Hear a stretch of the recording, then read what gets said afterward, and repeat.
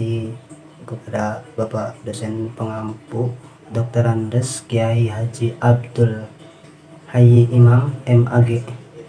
Langsung saja saya sebagai moderator yang mana akan membawakan presentasi dari kelompok 5 yang akan membahas tentang HAM humanisme dalam agama. Presentasi yang mana akan dibawakan oleh Sausan Jinan. Kepadanya waktu dan tempat kami persilahkan. Assalamualaikum warahmatullahi wabarakatuh. Saya Sausan Zulfia Jinan. Di sini saya akan menjelaskan materi tentang HAM, humanisme, dan yang pertama materi dari HAM. Secara prinsip, HAM dalam Islam mengacu pada al-daruriyat al-khamsah atau hak asasi manusia dalam Islam. Konsep ini mengandung 5 hal pokok yang dikemukakan oleh Imam Asy-Syatibi yang harus dijaga oleh individual, yaitu menjaga agama, menjaga jiwa, menjaga akal, menjaga harta, dan menjaga keturunan. Yang pertama dari agama. Islam menjaga baik dan kebebasan berkeyakinan dan beribadah. Artinya setiap pemeluk Islam berhak atas agama dan madhabnya dan tidak ada paksaan untuk mengikuti atau meninggalkannya. Kedua, menjaga jiwa. Alasan diwajibkannya hukum kisos yang didasarkan pada Quran Surat Al-Baqarah, diantaranya menjaga kemuliaan dan kebebasannya. Ketiga adalah menjaga akal. Alasannya diharamkannya semua benda yang memabukkan atau narkotika dan sejenisnya, karena semua yang memabukkan itu akan merusak akal. Dan jelas yang merusak akal itu diharamkan karena kewajiban di dalam Islam itu ada, salah satunya menjaga akal. Yang keempat adalah menjaga harta.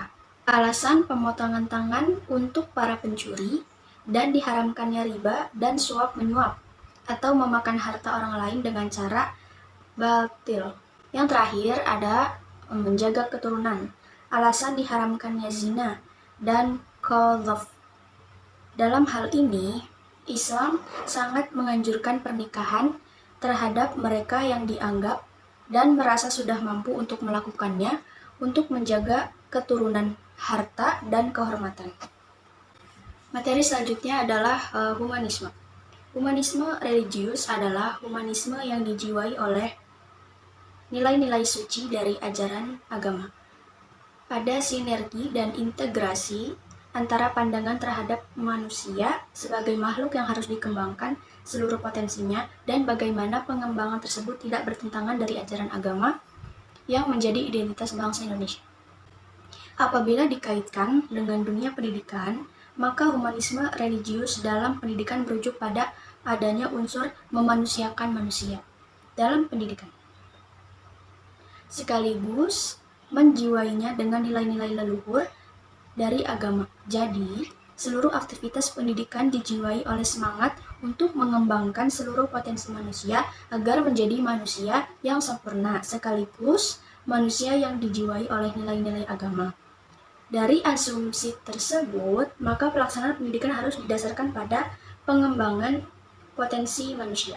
Hal ini selaras dengan pandangan Islam yang menganggap bahwa manusia adalah makhluk yang berakal, yang terdidik. Jadi, pendidikan Islam pada akhirnya bermuara pada pembentukan manusia-manusia sesuai dengan kodratnya yang mencakup dimensi imanensi atau horizontal dan dimensi. Materi yang terakhir yang akan dibahas adalah materi tentang agama. Pada dasarnya, agama sebagai refleksi atas cara beragama tidak hanya terbatas pada kepercayaan saja, tetapi juga refleksi dalam perwujudan tindakan kolektivitas umat, bangunan peribadahan. Selanjutnya ada bentuk-bentuk agama, itu ada 2. Yang pertama, agama kebudayaan atau culture religious. Yang kedua, agama samawi atau agama wahyu.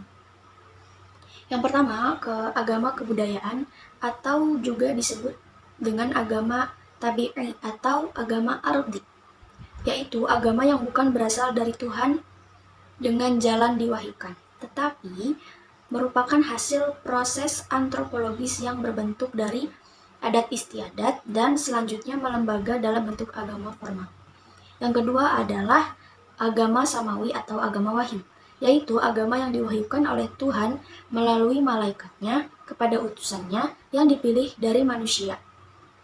Sebagaimana tertera dalam Al-Quran, surat Az-Zukhruf ayat 27 dan 33, dan disebut juga agama yang full-fledged, yaitu agama yang mempunyai nabi dan rasul, mempunyai kitab suci, dan mempunyai umat. Secara historis, penerapan agama wahyu ini dapat diberikan kepada agama yang mengajarkan adanya wahyu, yaitu Islam, Yahudi, dan Nasrani.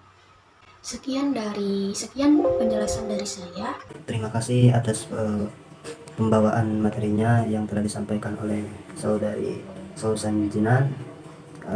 Kami lanjut acara yang selanjutnya, yaitu kesimpulan dari makalah tentang HAM humanisme dalam agama, yang mana akan dibawakan oleh saya sendiri. Ya, langsung saja. Jadi kesimpulan dari materi tersebut bahwasanya pendidikan Islam pada akhirnya bermuara pada pembentukan manusia sesuai dengan kodratnya yang mencakup dimensi, imanensi, dan dimensi. Dimensi yaitu dimensi sosiologi. Pada hakikatnya agama merupakan firman Tuhan yang diwahyukan kepada utusannya untuk disampaikan kepada umat manusia selaku titah dari Yang Maha Kuasa. Yang terdapat di alam sana, wahyu diturunkan dalam makna yang paling tinggi, memakai simbol-simbol agung, dan manusia mencoba memahami dengan kadar kemampuannya yang sangat terbatas. Agama kebudayaan atau juga disebut agama tabi'i atau agama ardi, yaitu agama yang bukan berasal dari Tuhan dengan jalan diwahyukan, tetapi merupakan hasil proses antropologis yang berbentuk dari adat istiadat dan selanjutnya melembaga dalam bentuk agama formal. Ya, mungkin itu saja. Semoga penyampaian dari kami, materi dari kami, apabila ada kekurangan mohon dimaafkan, dan semoga penyampaian materi dari kami itu bermanfaat dan berkah. Amin amin ya rabbal alamin. Lanjut acara yang selanjutnya, yaitu penutup. Mari kita tutup dengan pembacaan hamdalah. Alhamdulillahirabbil alamin. Mungkin itu saja yang bisa kami sampaikan, kurang dan lebihnya mohon maaf. Akhirul kalam, wassalamualaikum warahmatullahi wabarakatuh.